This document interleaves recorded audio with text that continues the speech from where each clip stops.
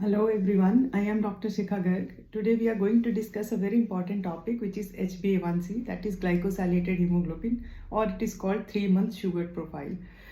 So it is a very important test because it is a diagnostic and a prognostic test both, because it correlates with the glucose monitoring or the glycemic index or what we call a glucose concentration. So we can easily correlate the glucose concentration with the values of the HbA1c, and the monitoring can be easily done for the patients who are in a pre-diabetic situation or in a diabetic state. Furthermore, so HbA1c, so in vitro quantitative determination means outside determination, which is HbA1c is tested in the whole blood. So it is used for the long-term monitoring of the blood glucose levels or the glycemia. So it correlates with the mean glucose concentration over a period of like 6 to 8 weeks. And it is much more accurate than the blood glucose random or fasting or urinary glucose. So it is very much recommended in the patients to get HbA1 tested after every 6 weeks if we are taking a medication for the diabetes. And this results always should be correlated with the medical history, clinical examination and other findings. So why is it necessary? Because India is actually a home to almost 77 million diabetic patients. So that's a huge burden. It is called the second, like India is the second capital of diabetes all over the world. So it is as per the International Diabetes Federation. In 2019, almost 1.5 million deaths as per WHO were because of the diabetes and its complications. So surprisingly, the fact is more than 50% of patients, they just go undiagnosed, and they usually come to the light when it is too late. That is almost like the damage has already been done. So undiagnosed diabetes can be very dangerous, and it can lead to multiple organ failures. So now HbA1c is also called hemoglobin A1c or HbA1c or glycosylated hemoglobin. It's a simple blood test which measures your average blood glucose over a period of 3 months, 120 days. Why 120 days? Because the red blood cells has a lifespan of 120 days. So it's most commonly used test to diagnose prediabetes and diabetes, and also for the treatment variations.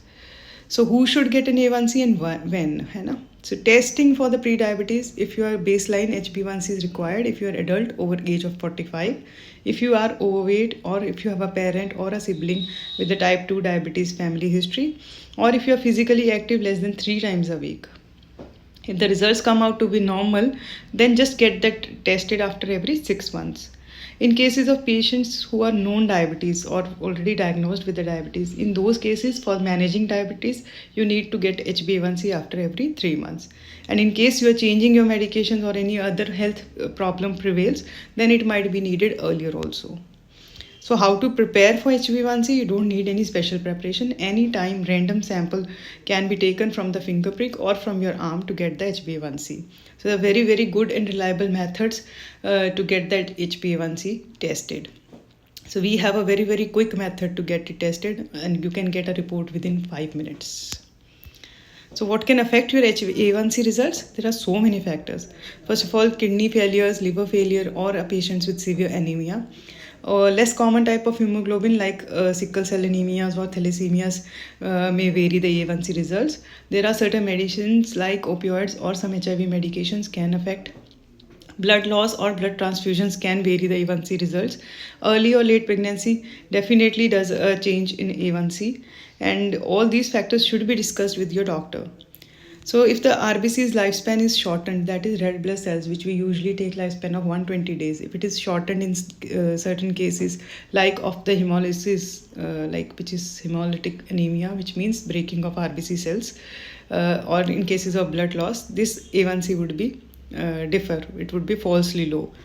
Or there are certain abnormal hemoglobin, sickle cell anemia, thalassemia. In those all cases, the results may vary. So why should I go for HbA1c?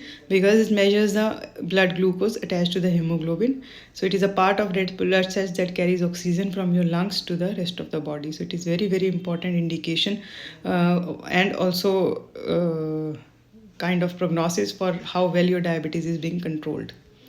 So what are the normal values and how do we interpret the results? So as per the American Diabetic Association, the reference, if you are non-diabetic, it is less than 6. In the pre-diabetic, it could be 5.7 to 6.4%. And it also depends on the risk factors we already discussed. And if it is more than 6.5, then you are in that diabetic lane. You really need to get your treatment or other modalities to reduce your blood glucose level. Thank you.